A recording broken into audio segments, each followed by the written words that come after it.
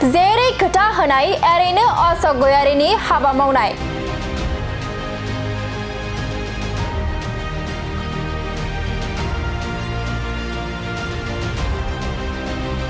रायजो राजाफोरनि गोनांथि जानाय जेंनाफोरखौ सुस्रांगासिनो दं इउपिपिएलनि लाइमोन दैदेनगिरि अशोक गयारीया।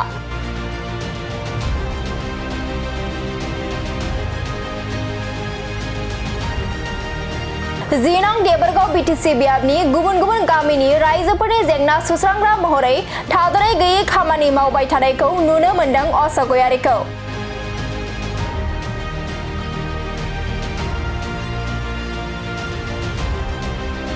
माब्लाबा निखावरि नखराव, माब्लाबा नोरजिया सुबुंनाव आरो माब्लाबा रायजोफोरनि जेंनायाव गोख्रों गसंथानानै गावनिफ्राय हाजासे मदद होनायखौ नुनो मोनदों बिथां अशोक गयारीखौ।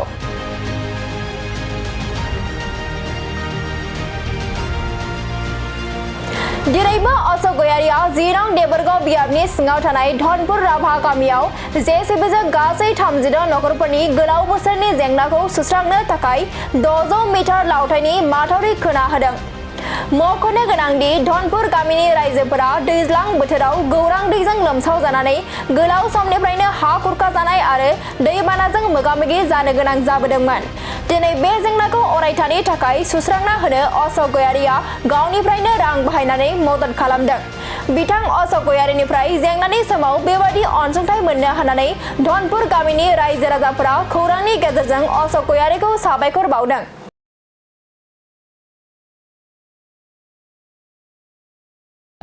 सार जे जोंहा रायजोफोरा जेखौ मिलायनानै जोंहा अशोक सारनाव थांनानै बिदोंमोन, जा बुंदोंमोन बिसोरा बियो दे हरगोन नोंखौ जे खालामनो होगोन।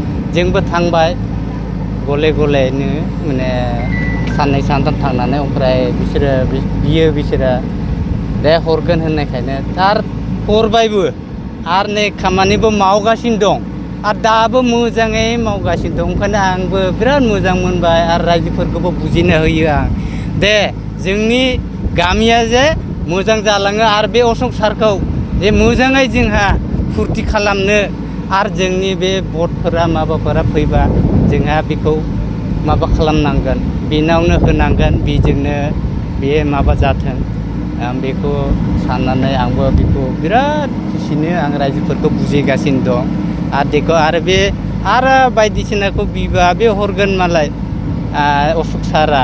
आं ओंखायनो अशोक सारखौ बिराद मोजां मोनो, दा रायजोफोराबो मोजां मोनगासिनो दं। आं बेखौ बुंनानै फोजोबनानै दोनबाय। जी मैं ইয়াতে ধনপুৰ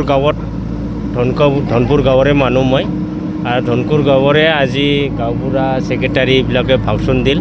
মই ৰাইজৰ পৰা আজি ভাষণ দি আছোঁ। তা আজি মই আগতেকৈ ৰাইজৰ লগত হৈ, গাঁওবুঢ়াৰ লগত হৈ, ছেক্ৰেটাৰীৰ লগত হৈ অশোক ছাৰ লগত গৈছোঁ এই মাটি খুন্দালৈকে। আমাৰ গৌৰাং পানীটো বিৰাট উপদ্ৰৱ কৰি আছিলে আগৰ আজি বহুত বছৰ হ'ল, বহুত মাটি খাই গ'ল।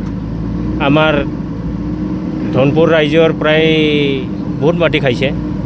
ইয়াৰ বিষয়তে আমি গৈছোঁ দুখীয়া মানুহ হিচাপত। তা আজি হিচাপত অশোক গয়াৰী ছাৰে বিৰাট আমাৰ সহায় কৰিল। আজিৰ দিনত বিৰাট ভাল পাইলোঁ, বিৰাট ধন্যবাদ দিছোঁ। আমি আজি GSP লগাইছোঁ। অশোক গয়াৰী ছাৰে আমাৰ GSP দিছে, বিৰাট ভাল। আমি নমৰালৈকে আমি তাৰ লগত থাকিম। আজি ইয়াতে আমি বহুত বছৰ হ'লেও আমি মাটি খুন্দা খাই আজি কিছুমানে মানুহৰ 2 বিঘা 3 বিঘা মতে, যেতিয়া 10 বিঘা মাটি আছিল এতিয়া 10 বিঘা নাই, এতিয়া 4-5 বিঘালৈকে খুন্দি লৈ গ'ল। তাই এইটো আজি ইমান দৌৰে আজিহে অশোক ছাৰে আমাক বিৰাট মৰম কৰি মানে আজি দি দিল। বিৰাট ধন্যবাদ। আমি ধন্যবাদ চাইবে কৰিলোঁ। আমি তাৰ লগত আমি থাকিমেই, নমৰালৈকে থাকিমেই। আজি আমাৰ আজি ইমান ৰাজ্য মহিলা চহিলা চব জমা খাই আমাৰ ইয়াতে নদীত আমাৰ GSP খুন্দাৰ লগত জড়িত হৈ আছে। এইটোৱে কৈ মই চাবি जाबाय। दिनै नोंथांमोननि गामि नङा होमबा? बे गामियाव अशोक गयारी बिथाङा जिहेतु नोंथांमोननि गामियाव बे माखासे मा अनसुंथाइ बा मा खामानि मावनो हादों?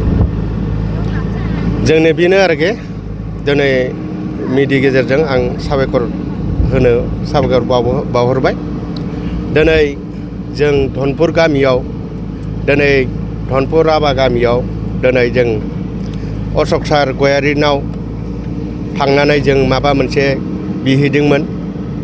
अशक गयारि सारा जोंखौ फैनानै गावबो गामियाव फैनानै गावहा नायदों नंगौ नंमारगौ होननानै दिनै रायजोफोरा बेखौ जों दिनै गौरां दैनि थाखाय हा खुरजागासिनो। बे हा खुरजानाया दिनै अशक सार गयारिया दिनै बेखौ नायनानै जोंनि गामिनि बे धनपुर गामियाव हा खुरजानायफोरा नायनानै नंगौ होननानै गावहा दिनै बे जिसिपि होनाया दिनै अशक सार गयारिया बिराद ओंखायनो खामानिया बिराद मोजां होदों। आरो दा अशक गयारि सारा जेब्लाबो जों थांबाबो थाइसे थाइनै अनो।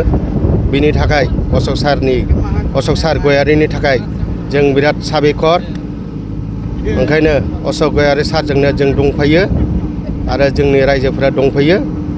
आरो बेखौ जा अशक सार गयारि सारा दिनै मावनो होदों जेखौ मावनो होदों बिनि थाखाय जों रायजोफोरा बिराद गोजोननाय मोनबाय।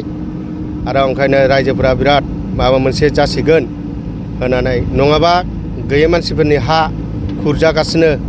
ओंखायनो जों थांनानै अशक गयारि सारनाव थांनानै बेखौ बिहैदोंमोन।